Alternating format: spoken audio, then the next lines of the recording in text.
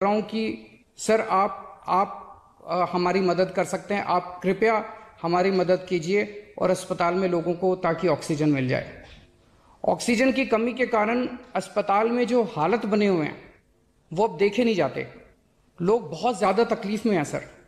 पूरी पूरी रात हम सो नहीं पाते, नींद नहीं आती।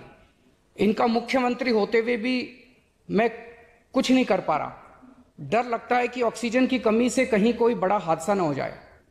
ईश्वर ना करे अगर ऑक्सीजन ना मिलने से कुछ अनहोनी हो गई तो हम सब कभी अपने आप को माफ नहीं कर पाएंगे।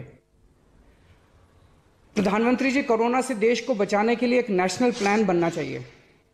इस नेशनल प्लान के अंतर्गत देश के सभी ऑक्सीजन प्लांट्स को तुरंत आर्मी के जरिए केंद्र सरकार टेक ओवर करे। ऑक्सीजन प्लांट से निकलने वाले हर ट्रक के साथ एक आर्मी का एस्कॉर्ट व्हीकल रहेगा, तो कोई उस ट्रक को फिर आगे रोक नहीं पाएगा। सर, दिल्ली का जो ऑक्सीजन का कोटा आपने बढ़ाया, हम उसके बड़े शुक्रगुजार हैं, लेकिन उसमें लगभग 100 टन ऑक्सीजन उड़ीसा और वेस्ट बंगाल से आनी है।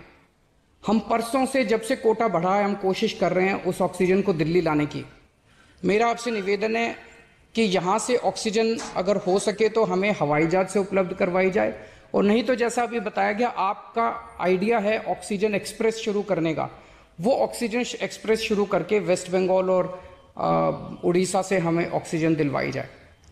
आइडिया नहीं, ऑलरेडी चल रहा है। सर, दिल्ली तक नहीं पहुंच पा रही हमारी, दिल्ली तक नहीं आ रहा। उसमें अगर हमें दिल्ली के लिए भी कॉरिडोर मिल जाए तो आपकी बड़ी मेहरबानी होगी सर। आपने 2-3 जगह तो कर दिया सर, आपके इंटरवेंशन से मुझे पता चला। एक दिल्ली के लिए और करा दीजिए सर, यहाँ की हमारी 100 टन ऑक्सीजन उधर से आनी है। प्रधानमंत्री जी, वैज्ञानिकों ने इतने कम समय में जो वैक्सीन बनाई है, इसके लिए हमारे वैज्ञानिक साधुवाद के पात्र हैं। आपने इसमें जो प्रयास किए, आपका बहुत बहुत शुक्रिया।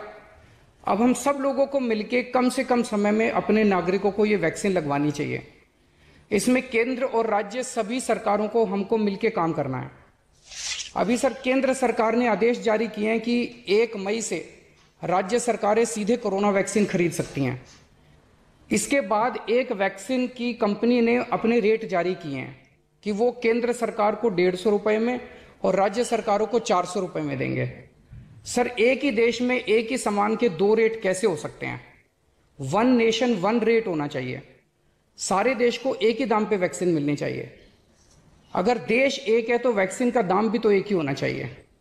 तो मैं आपसे निवेदन करता हूं कि केंद्र सरकार को, राज्य सरकारों को एक ही रेट पे वैक्सीन मिले। जिस रेट पे केंद्र सरकार को वैक्सीन मिल रही है, उसी रेट पे राज्य सरकारों को भी वैक्सीन मिलनी चाहिए। सर, हर एक जान हम सब लोगों के लिए कीमती है। हमें ये एहसास हर भारतीय को इस वक्त कराना होगा। इसलिए मेरा मानना है कि देश में सबको दवाई, सबको वैक्सीन और सबको ऑक्सीजन मिलनी चाहिए, और बिना किसी विवाद और बिना किसी रुकावट के ये मिलनी चाहिए।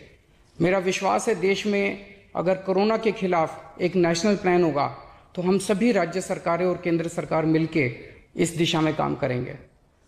सर, कोरोना की वजह से दिवंगत आत्माओं को शांति मैं कहना चाहूंगा। हाँ जी सर। ये हमारी जो परंपरा है, हमारे जो प्रोटोकॉल है,